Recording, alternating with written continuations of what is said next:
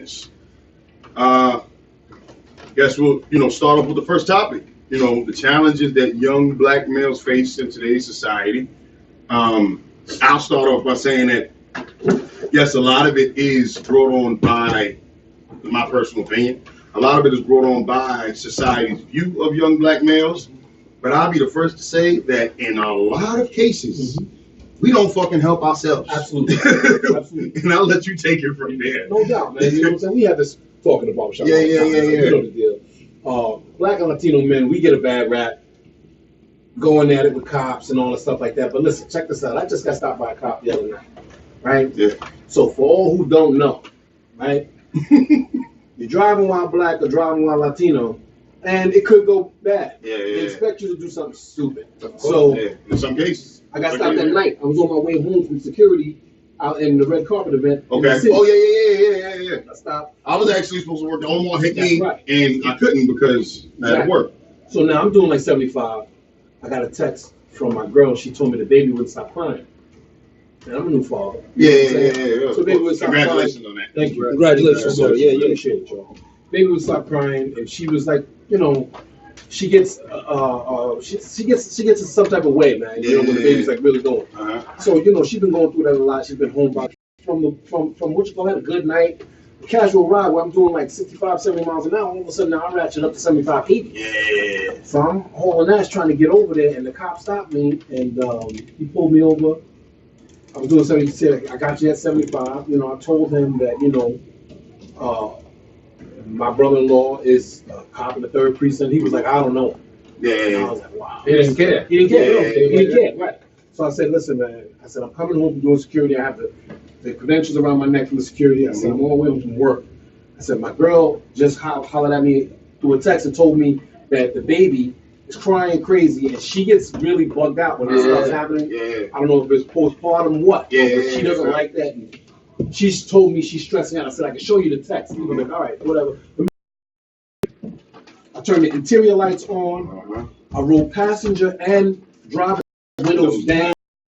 Proper protocol, son. Okay. All right. You guys gotta understand this. Yeah. And that's the part where I mean that we don't do ourselves any favors. That's right. The cop can't pull you over and you on some bullshit. That's right. Like, the fuck you pull me over for? Right. Yo. Yeah. Now you're gonna get a ticket for every fucking air freshener hanging from your rearview mirror. Right. Yeah. That's You right. know what I'm saying? Like that's yo. But you put yourself in fucked up situations when you mouthing off. Right. Yeah. You know what I'm saying? So So continue. attitude. So I'm a gentleman, so I turn on the interior lights, but 10 to 10 o'clock, 2 o'clock with the car and park, roll the windows down. So now when he's approaching the car, he can see everything that's happening in the car. Exactly. Back seat, front seat, the whole nine. You made it easy for him. Very easy. Right, I make it easy for the police to do their job. Gotta make them feel safe. That's right. You have to. So they don't need flashlights, looking all in my shit. You don't have to do all that. I got the lights on, right? So he comes on the passenger side because he don't want to be on the side where the traffic is. No problem. So the window's already down. He leans in. He's like, I got you going 75. Blah, blah, blah, blah. We start talking. So I give him all my credentials. He goes back and he gives me a ticket. Now, check it out. I was pissed off that he gave me the ticket, but I didn't start ranting and raving. Yeah. He didn't give me a ticket for speeding. He said, I'm not going to give you a speeder. He said, I'm going to give you a ticket for changing lanes unsafely. And I was like, oh, that's right. Great. You know what I mean? Compared to what he could have gave you? Absolutely. Because anything 20 miles over the limit is 25. A major conviction. Well, 25. Yeah, you know what I'm saying? They can like revoke your license or anything. Yeah. So I'm grateful that he didn't give me the speeding ticket. I didn't think he should have gave me a ticket at all, but I feel like I'm above the guy. Could have went a lot worse, though. It could have went a lot worse, and that's what I'm talking about. Yeah. So the bottom line is that these are situations that can go way bad, right? And I'm talking about before the stop and after the stop. Right. So because I got an attitude, because I'm just working, trying to get home. Told the situation, my girl, like, yo, you need to check the text messages. Yeah. I felt like he should have gave me a break. So now I got an attitude because he's giving me a ticket, not for speeding, but for unsafe lane changes. Yeah. And now I was pissed. Yeah. Right? I was pissed off. So that could have, because I'm pissed off, I'm trying to get home to my girl. I just finished working hours at this event, on my feet, all this stuff, just took the train home, hour and a half on the train, every stop, the whole nine, all this. I'm trying to get home. I got to get to work the next day. Yeah. You know what I'm saying? And I could have had an attitude and made this situation 10 times worse. Yeah. And this is where we don't do ourselves any favors. And Mel said it best. the bottom line is that we got to get out of our own way. Yeah. As blacks and Latinos, we don't have the affordability Right. to be talking shit to the cops. We just don't. We don't have that affordability. Right. So, you know, I try to lead that by example. And we've had the conversation in the shop a bunch of times, man, where, you know, a bunch of cats be in there and they're giving me excuses for why we should, oh, that's not justice and blah, blah, blah, blah. But yo, you didn't do yourself any justice when you, look, if a cop said, if he would have told me, yo, get out of the car, I'm getting out of the car. Exactly. If he said, put your hands behind your back, I put my hands behind my back. I'm not going to have you hold court in the street, bro. Yeah. You're going to have to take me to a courthouse. Yeah. That's it. Yo, I always use the analogy. When people are running off their mouths at cops, would you run your mouth if a random motherfucker walked up on you with a gun? And the answer is no. Now, the reason why I always say that is, if you wouldn't run your mouth to somebody that you know, if court, God forbid, shit goes wrong, he's not bound by any law. Exactly. You know right? Like this random person that may be, you know, robbing you or mugging you or whatever their reasoning is for approaching you, they are going to suffer if and when caught. Right. This cop, and I'm not saying this to offend anybody. I got lots of friends, family members that are law enforcement. Good cops. But in most cases, this is just what history has shown. This is not my opinion. You go and look at these stats yourself. This motherfucker can shoot you, go home, and have a sandwich. And probably won't get convicted. And maybe get death duty. Probably not even convicted. In most cases, the grand jury doesn't even indict him. Right. So when you know that, shut the fuck up. You understand? Like, there's nothing to discuss. They don't like to be told like that. But they don't even go like that. You gotta say, listen, I suggest that you take a different stance. And the bottom line is that don't even work. But look, but when that listen, but the point is that when you do what you're supposed to do and shit still doesn't work out right, now you have every leg to stand on. That's right. But when you were belligerent, right, and this cop can sit and say, my big 250-pound ass, he made me feel unsafe. Right. And guess what? God forbid something happened to me, they're not gonna post pics of Jamel out with the kids and all sorts of shit. Right. It's gonna be me with the fucking skull cap on. Yeah. Deadlifting 600 pounds in the gym, and the media is gonna say, shit, I have shot that big motherfucker too. Right. That's right. Well, you understand? Absolutely. Like, this is what people don't get. So stop giving them the ammunition to make you look a certain way. Exactly. And the bottom line is that we have to have the talk with these young guys. And that's why I love having the barbershop, right? Because I have the barbershop, there's a lot of young cats that come in here. We have these conversations. They sit there and listen to us. Sometimes they ask questions and stuff like that. And the bottom, I want to hope they listen. Absolutely. That's it, man. The information that you get today, you might not have to use it today, but maybe you use it at a later date. Right. You can use the situation that Melanin was talking about in the barbershop. You know what I'm saying? And I'm a chill because, you know, they told me that I can handle this in a way that won't get me killed. Right. You know what I'm saying? Now look, that right there will give you some years to get a little older and get a little wiser and learn some more stuff. And that's whether it's life-saving advice or something funny or trivial. Right. Like Kurt tells me all the time, like, and I'm always arguing, right?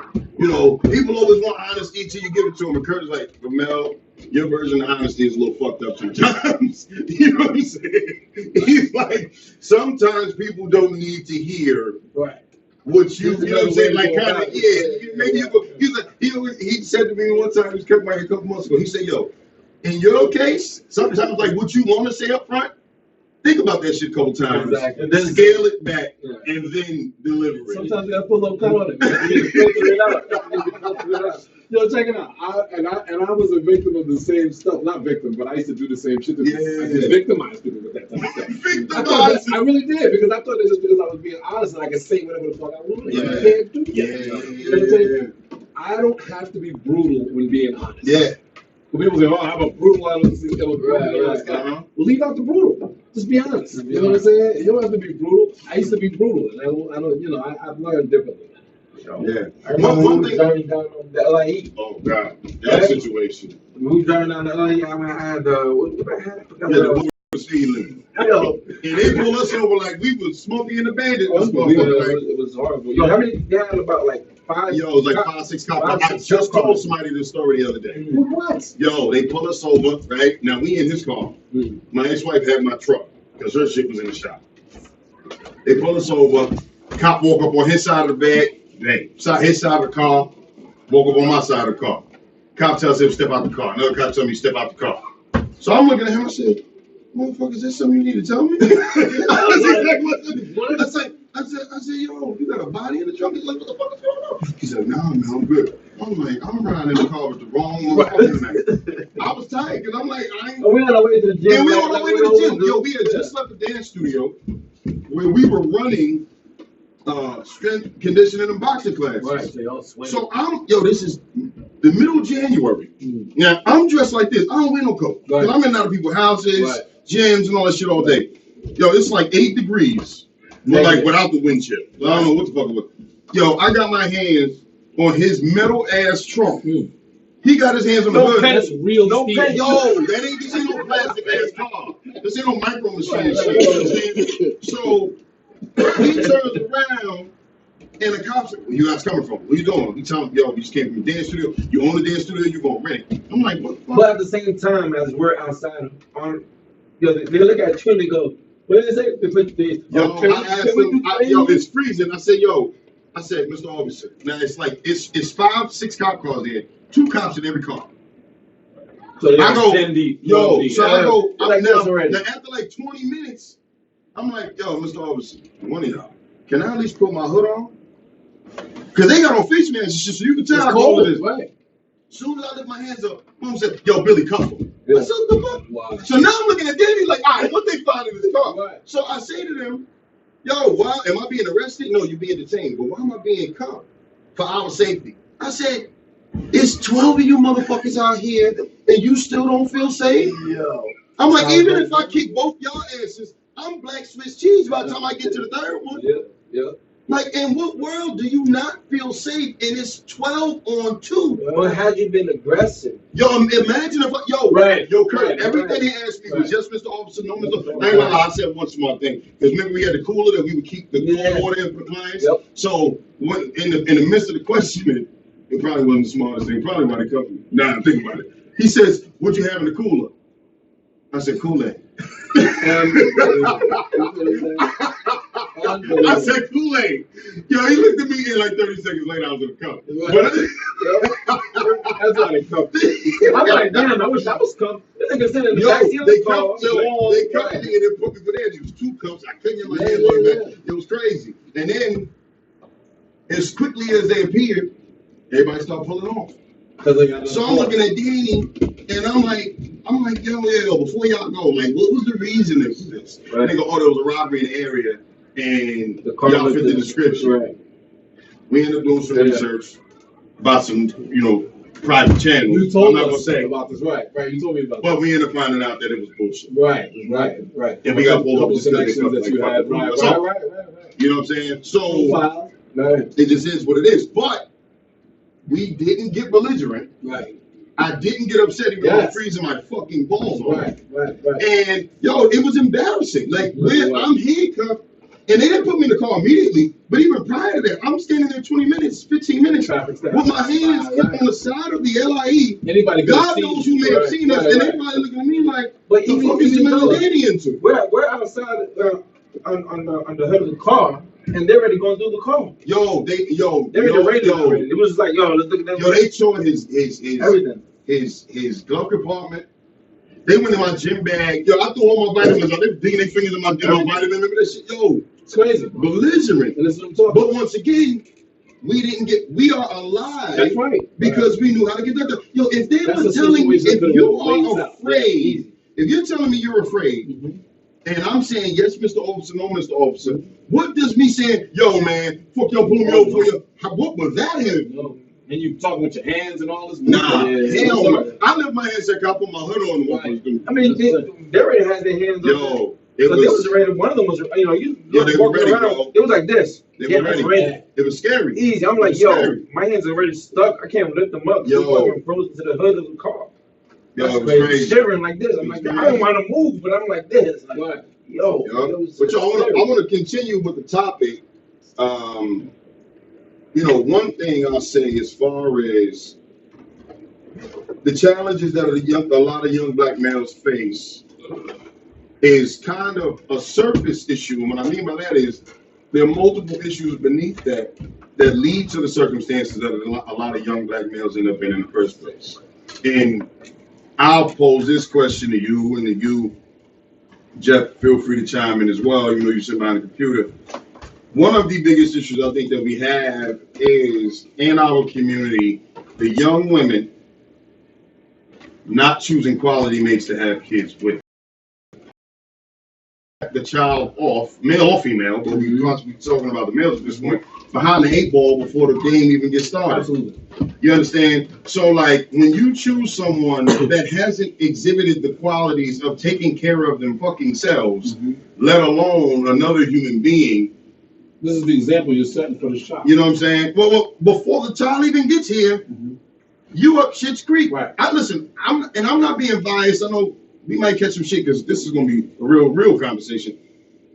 I tell my young daughters, 17, 18 years old, soon to be 18 and 19, if, God forbid, knock on wood, you ever bring a child into this world with someone that you don't have a solid relationship with, he hasn't expressed the desire to be with you forever, or at least on a long-term basis, and or you haven't seen him exhibit qualities that are going to be necessary for him to be a father and a positive male role model for this child throughout the duration of this kid's life, whether your relationship with him lasts or not. If you end up in a fucked up situation, that is your fault. Yeah. But ultimately, now, I'm not saying this. Keep in mind, ladies, I'm not saying this to the masses. I'm saying these are conversations I have with my babies. You understand? If you have kids with a guy that ain't shit, don't look like, it's almost like, it's off topic, but I was watching Fox Sports Net, and the former coach for the Jets, Eric Mangini, was laughing about certain coaches that have higher expectations for players than they should. Meaning, you saw this guy play on game film in college. He went through the combines. He wasn't the fastest. Then you draft him and you cut him because he wasn't fast enough. Well, God damn it, you knew he wasn't fast. You had 3 different separate circumstances to determine that. And the same thing applies. Like, how are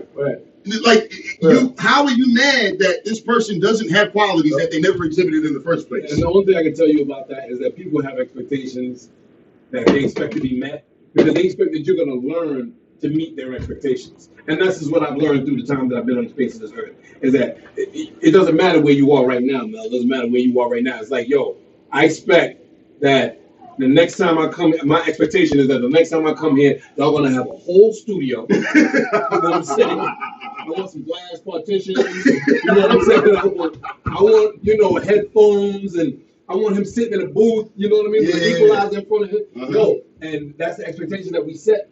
Because that's what our minds tell us that we want. And now, I think it might be the heart that tells you what you want. You know, because the mind is logical. Yeah, the heart ain't. Well, depending on who you're talking about. The women like that, that their heart and their mind get real. And no disrespect, ladies. I love y'all. All right. I got 3 sisters and mom. Hey, y'all. You know what I'm saying? Mom Dukes, rest in peace. But I have a bunch of women in my family that I love to death, and they get very emotional.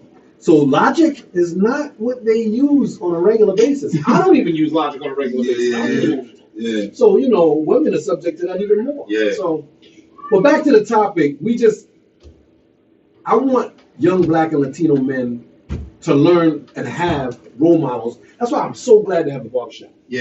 Cats like y'all come in, man, you know what I'm saying? When y'all come in, y'all show young Black and Latino men what they can be. They don't have to be on the streets. You ain't gotta be a rapper. Right. You know what I'm saying? You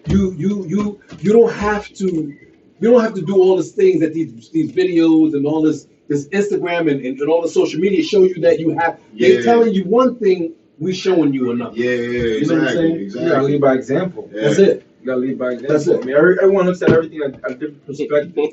So if they don't have a role model to begin with, right? No, just a comment. If they don't have a role model to begin with, Karen Donnelly then said emotional women don't exist. A lot of directions to go to. So it starts with everyone. Everyone has to lead by example. It truly takes a village, man.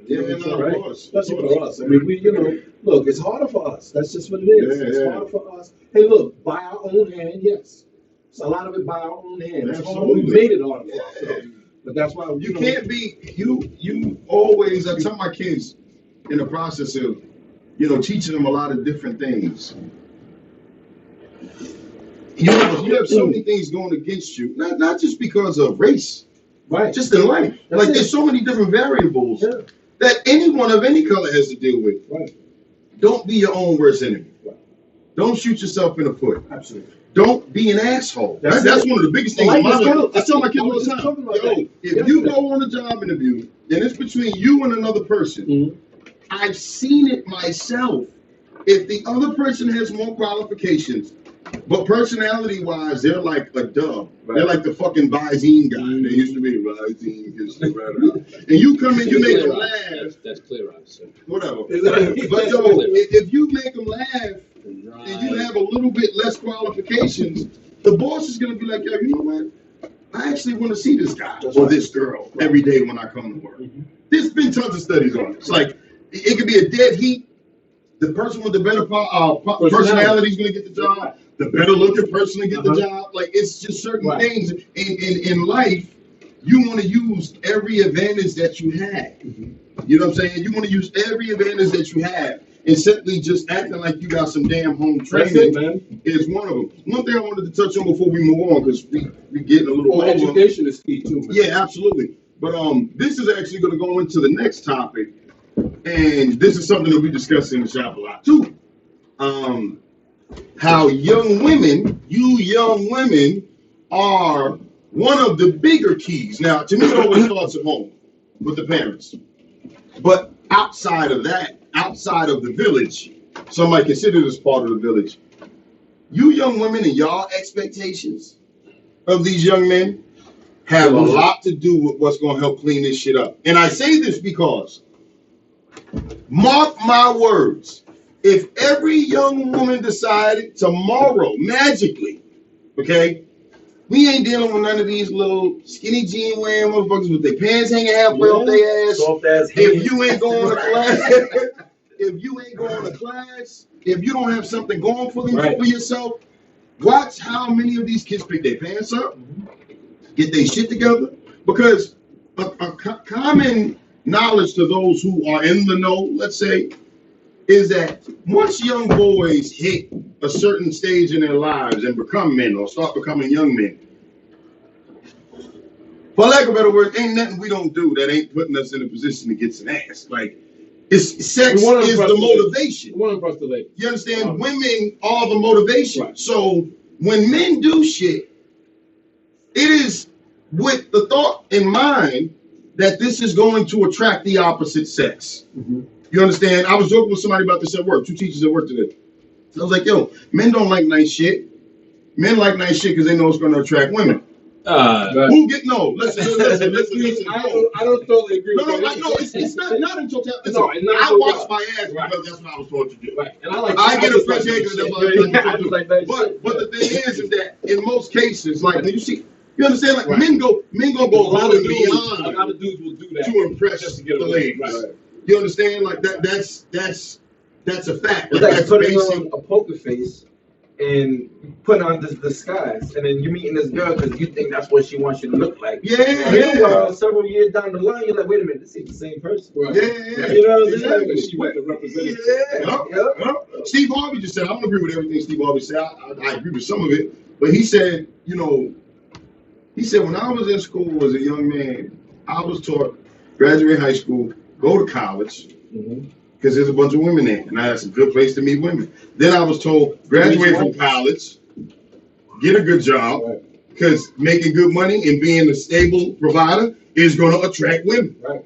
I got married so I could have a woman there, so I can at least have a chance to have sex every night.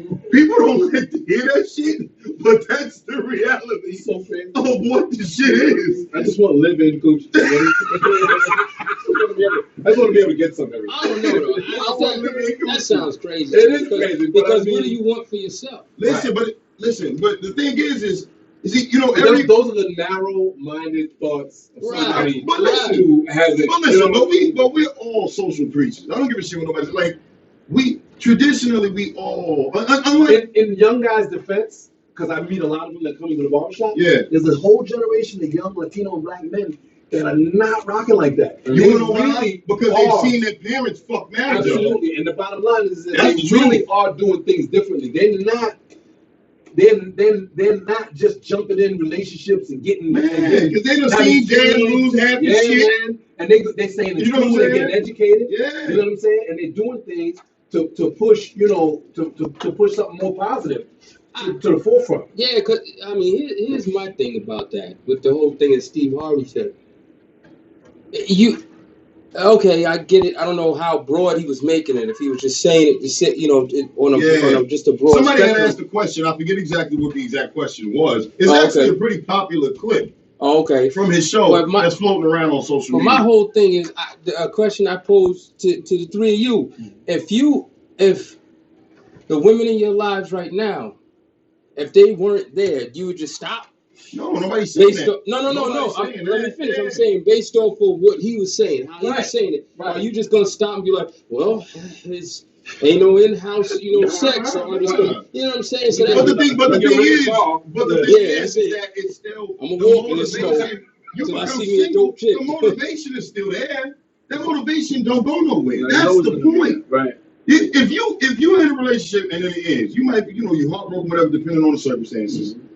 And eventually that monster's gonna wake up. Whatever you want to call it, your sex drive, you want to slap and tickle, horizontal poker, whatever you want to call it. But the thing is that motivation is still there, because at the end of the day, nobody likes somebody that ain't got their shit together. At least quality people. And listen, now there's a lot of women, which is the reason why I brought this topic up. There's a subtopic, and the main topic is that there are, unfortunately, a lot of young women who are settling for guys that don't have their shit together.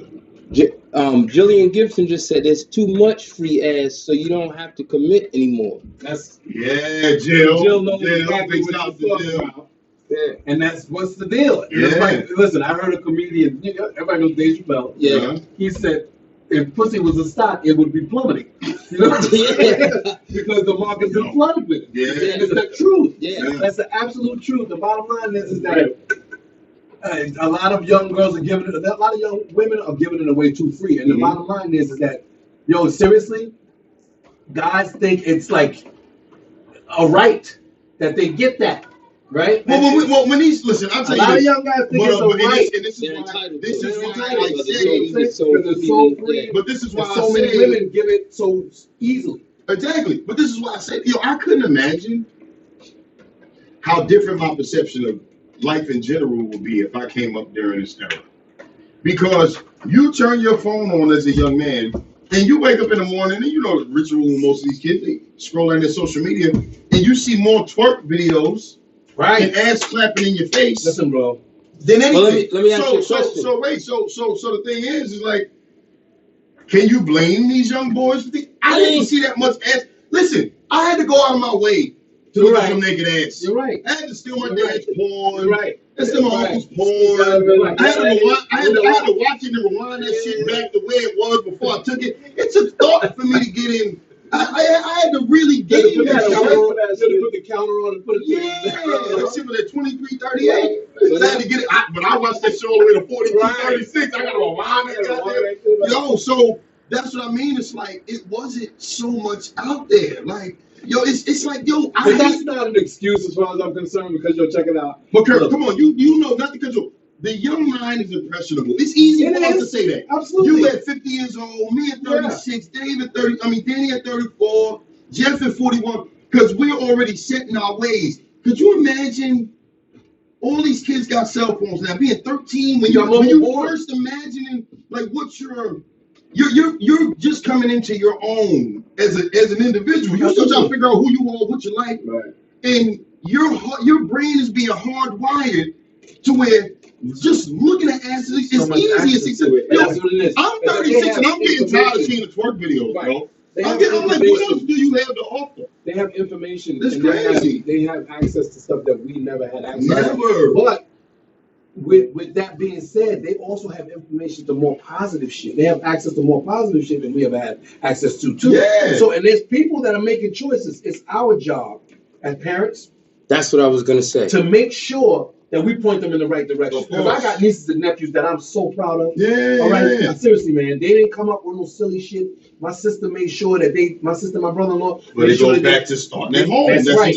The conversation coming full circle is going back to the house. That they understood that there were penalties and consequences for crazy action. Yeah. And that's it. Yeah. You know what I'm saying? And an asshole ain't never killed no kid unless you crazy enough to kill a kid. Right.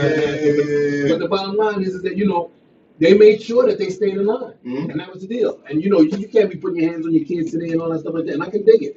And I don't think it's as effective. You put your hand on them, you just can't beat them like they Mike Tyson. Right. That's a little extreme. Mike Tyson. Now I got to see PSK. Yeah, right. You know what I'm saying? You gotta be careful, bro. Yeah. But no, seriously, man, I just I don't want to start to the home. It does. And in kids' defense, and the reason why I'm able to say this is because I have my nephew Devontae, whom I love and I'm so proud of. You know what I'm saying? He's in Buffalo University right now. And my niece Alicia, who is a graphic designer. That's your sister's son? Yeah, my sister's son and daughter. She had to be a big Jodeci fan. She named him Devontae? I don't know. I'm not real sure. I don't think so. But she loved that name. Yeah. And they are good kids. Yeah. They're good kids, man. Mm-hmm. And they grew up in a time where kids were acting up. Mm-hmm. And they're good kids. Yeah. They isolated themselves. Yeah, man. They actually didn't isolate. They had a lot of friends, but they found friends that were positive. And were doing the shit they were supposed to be doing. Their parents wasn't going for the bullshit. Like, don't bring nobody over here. Yeah. That's where it starts off at. And that's my niece, Chantea. Now, Chantea, she works, she does her thing. She has my great niece, Desire. But the bottom line is that she got the same thing, but a little less. She got a little less of it because of the fact that my sister was learning. She was a first child. My sister was learning. My sister had gone through a breakup, you know what I'm saying? And then she met my brother-in-law when my niece was I think she was like 7, 8 years old, maybe 9. Yeah. But she, so my brother-in-law didn't have the access to father her the way he could father his own children. Gotcha. You see what I'm saying? So you can see small differences in the way that they do things. Mm-hmm. Bottom line is that they're all successes because of a two-parent household where, this it's essential, man. They need this. Mm-hmm. So I give the young. When I was their age, I was a maniac.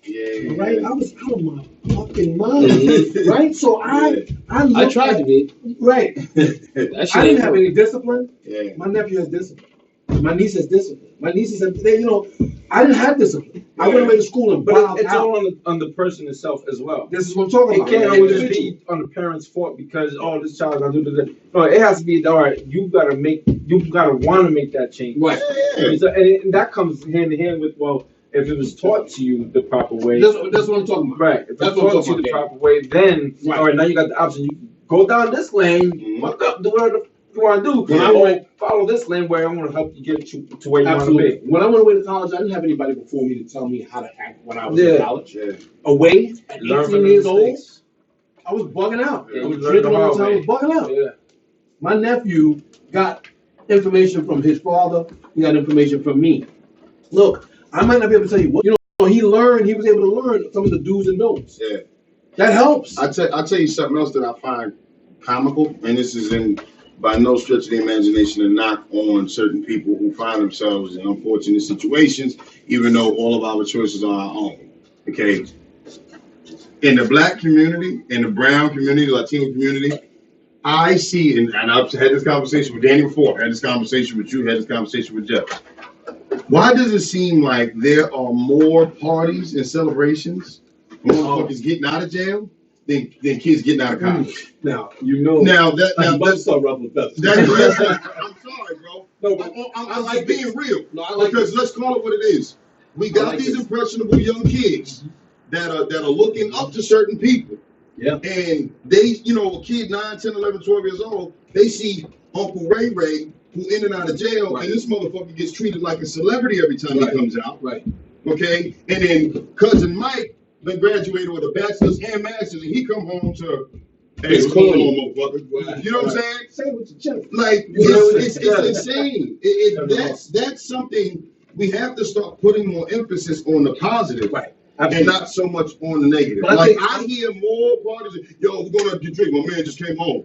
Or we're gonna do this. My man just came home. Now, my personal opinion is not that that person doesn't deserve or warrant your support, but going out and getting fucked up as soon as he get out of here, what he necessarily needs. You know what I'm saying? Put him on with a job. How about that shit? Right. How many ex-convicts come home and they don't have a job? Let's have a resume party. Yeah. How many people graduate college and don't have a job? Exactly. So it's like, let's be more positive. Let's put more emphasis on the positive. You know what I'm saying? Yo, I'll share a personal story. My dad and his younger brother, my dad was my father's youngest brother, was the two Looney Tunes in the family as far as the boys go. There's 6 siblings in my dad's family, he being the oldest. My dad's middle brother, my Uncle Rob, legal name is Mitchell, big shout out to my Uncle Rob. He's like head of recruiting at Penn State, something like that now. He's white guy. He got like 2 master's degrees, white guy, PhD, whatever it is. I remember hanging out and, growing up and going, during vacations and everything, visiting family on the streets of the South Bronx all summer long. And if my dad wasn't away or during time he was incarcerated or my uncle, whatever the case is, people would be asking about these motherfuckers like they were celebrities. Yeah. Great. And when they came home, it was like, it was a big deal. My uncle quietly went away, got 2-3 degrees, and not that no one liked him because he was popular because the whole, clan was popular, but he nowhere near had the fanfare that they did.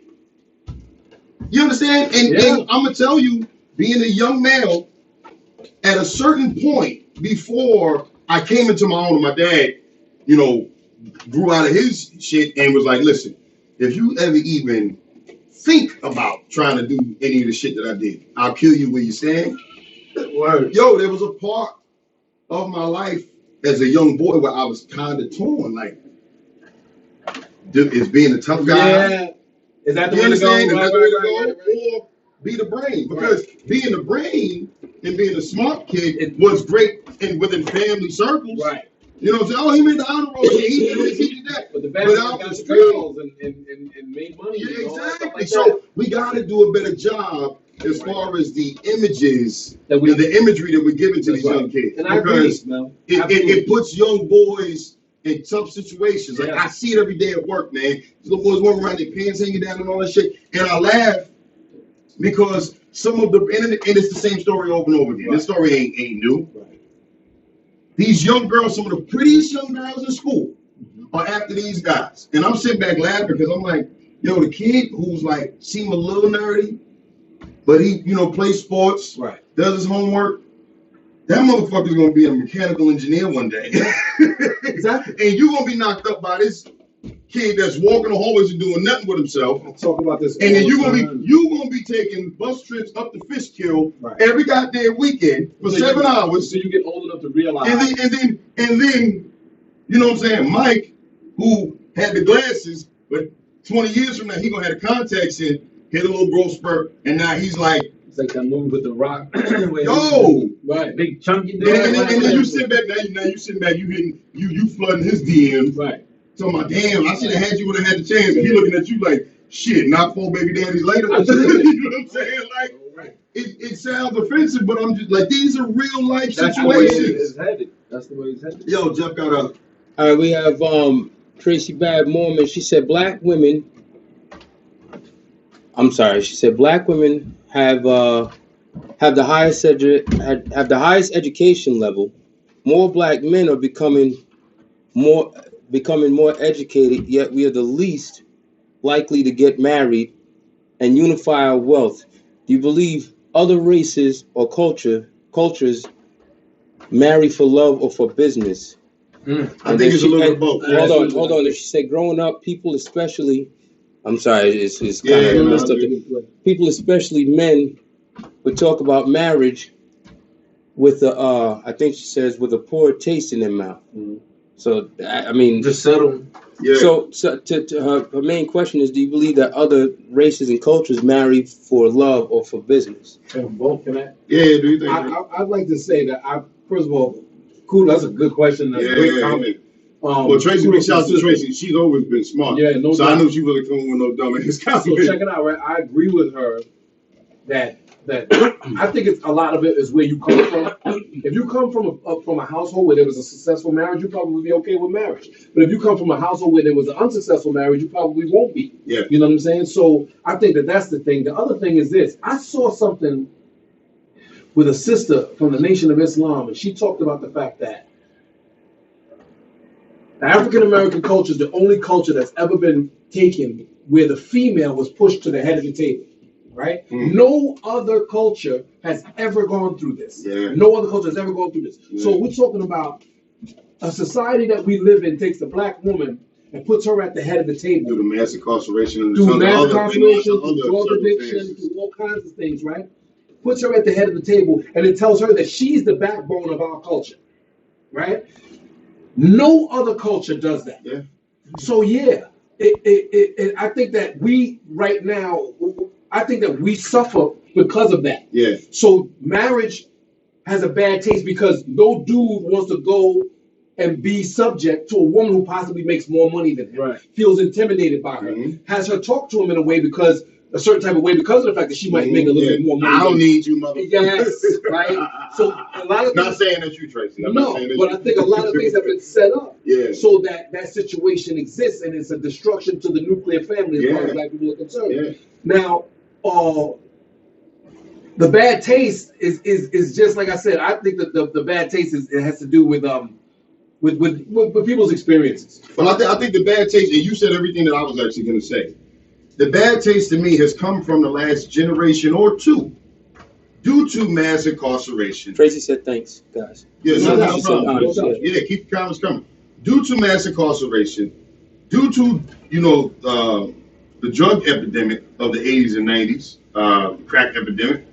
Now you got the opioid epidemic that's affecting other communities. But you stick with the issues that our community dealt with in the 80s and 90s.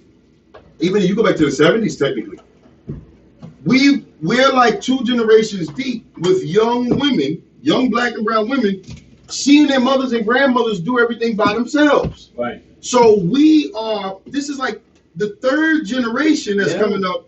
And that's where I think, and I have a lot of these conversations with a lot of old classmates of mine, some of my close friends. I think it's getting better. And Danny's brothers God. is in it. Yeah, but all they know is I don't need a fucking man. Yeah. Because if you think about it, if you saw mom doing everything alone because dad either wasn't in the picture, no matter what it was, maybe she had a kid in a fucked up situation, dad was incarcerated, and then she saw grandma do the same shit. Right. Yo, you three generations removed from a solid nuclear family. Right. So in your head, you're like, yo, I'm going to get this degree or the next degree or the degree after that because in my world, a dependable man don't fucking exist.